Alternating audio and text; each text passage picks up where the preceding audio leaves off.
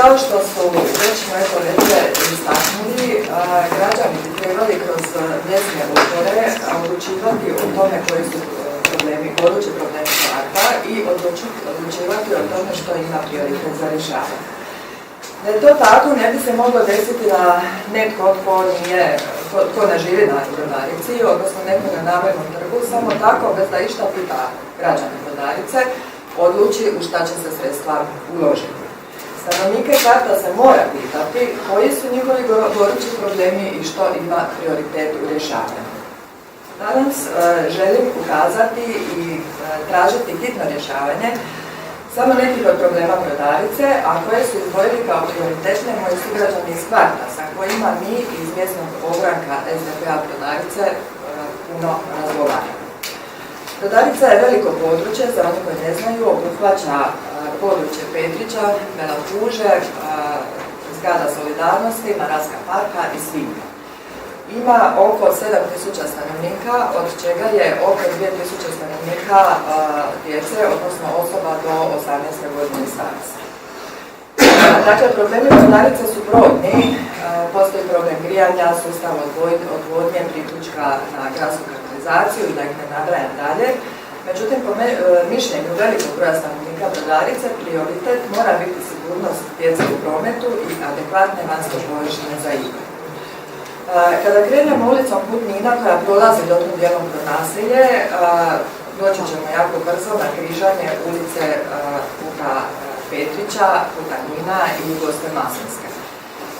To križanje je jako opterećeno vozilima, zaista postoje ocrtani pješački prijelazi, međutim naša crkva koju građani Brodarice gravitiraju nalazi se sa desne strane ulice, a veliki dio stanovništva živi sa lijeve strane ulice. Tako da je tu puno pješaka, posebno nedjeljom kada vjernici idu u crkvu ili se vraćaju iz crkve. Puno nam se roditelja požalilo u situaciji kada jednostavno ne mogu pratiti ići sa svojim djetetom u crkvu, one ili neka druga starija osoba, da to svoje dijete niti ne puštaju na misu, a sve od straha prelaska ceste na toj prometnoj raskrsnici. Kao rješenje tog problema tu vidimo postavljanje signalizacije. Sljedeće je još opasnije raskršće koje se nalazi svega 150 do 200 metara od ovog spomenutom. To je križanje ulica Puta Nina, Asije Petričića i Ante Baljaka. To križanje je još opasnije zato što tu auti jako brzo vode, posebno iz smjera Žmirića prema gradu. Na desnoj strani ulice Puta Nina imamo veliki broj mladih obitelji koji imaju djecu koja svakodnevno idu u školu. Na tom svom putu do škole moraju preći ulicu na tom opasnom križanju.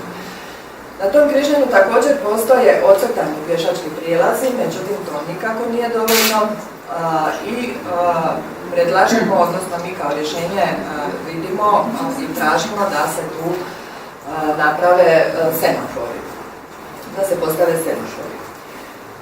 Iako djeca Brodarice na svom putu od kuće do škole prelaze cestu i na još dosta križanja, od kojih niti jedno nije sigurno za prijelaz ceste, izdvojit ću još samo jedno. A to je križanje Asije Petrića sa ulicom Ivana Zajca. Tu imamo problem bijelog puta ili makadama. Dakle, taj bijeli put uopće nije predviđen za prometovanje vozila, međutim, bez obzira na to, veliki broj vozača se tuda uključuje u promet. Dijete kad dođe od ulice Asije Petričića na svom putu do škole, dakle, tu mora preći cestu, a tu na tom mjestu nije niti ocrtan pješački prijelaz. I ovi vozači, dakle auti koji dođu sa te strane od makadama, zbunjuju ostale vozače, a posebno dovode u opasnost djecu koja trebaju preći cestu. Znači, tražimo da se riješi problem bijelog puta ili na način da se pretvori prometnicu, da se ocrta pješački prijelaz, stavi signalizacija ili na način da se jednostavno fizički nekako stavi neka ograda, nešto tako da auta ne mogu se na toj strani uključivati u promet. Sigurnost u prometu svih građana, a posebno djeca od 7 do 14 godina starosti, jer su svi svi oni pohađaju dakle osnovnu školu i svakodnevno su često puno na cesti, bi trebala biti temelj svih urbanističkih planova.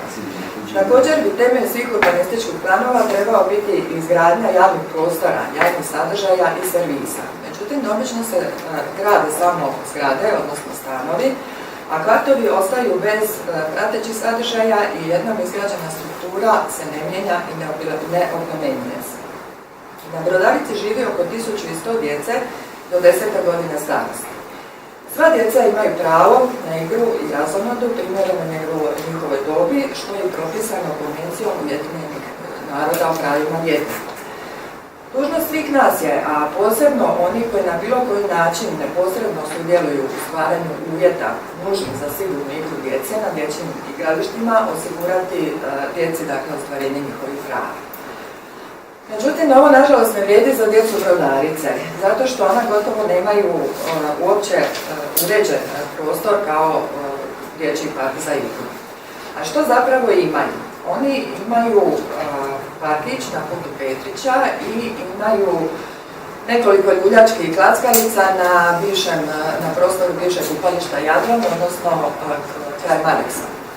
Ja sam izbrojila tamo sveukupno, dakle na ove dve pozicije imamo 13 ljuljački, dakle 13 ljuljački, 2 tobogana, 3 klackalice i 4 klackalice za najmlađu djecu. A u kakvom je stanju sve to skupa? Odnedavno su ljuljačke friško obojane, ali gdje je tu udovoljavanje sigurnosnim zahtjevima odgovarajućih normi, prvenstveno HRN EN 1176. Gdje su tu sigurnosne podloge za oblažavanje udara od pada? Zar je ono što tamo imamo sigurnosna podloga? Ja mislim da nije. Gdje je tabela sa telefonskim brojem službe za hitne slučaje? Gdje je tabela sa telefonskim brojem službe koja održava park? A posebno se pitam gdje je siguran pristup i gdje su sprave za igranje djece sa posebnim potrebama? Nema niti jedne jedine. I za naše gradske vlasti zaista misle da su te dvije lokacije dostatne za ovoliki broj djece, kao što ste napomenula, imaju poprilično, koje imamo na Brodarici.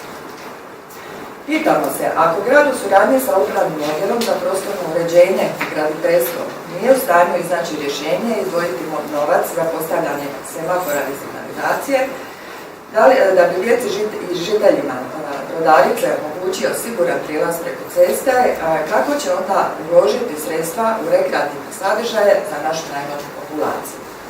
Postavlja se pitanje gradskoj upravi, kuda ide novac iz gradskog proračuna i kako to da za ove probleme nema sluha. Sve stanovnike Brodarice pozivam da nam se i dalje obraćaju sa uočenim problemima kvarta, predloženim rješenjima, a u svrhu podizanja kvalitete života na mail mo.rdp.brodarica@gmail.com. Hvala lijepo.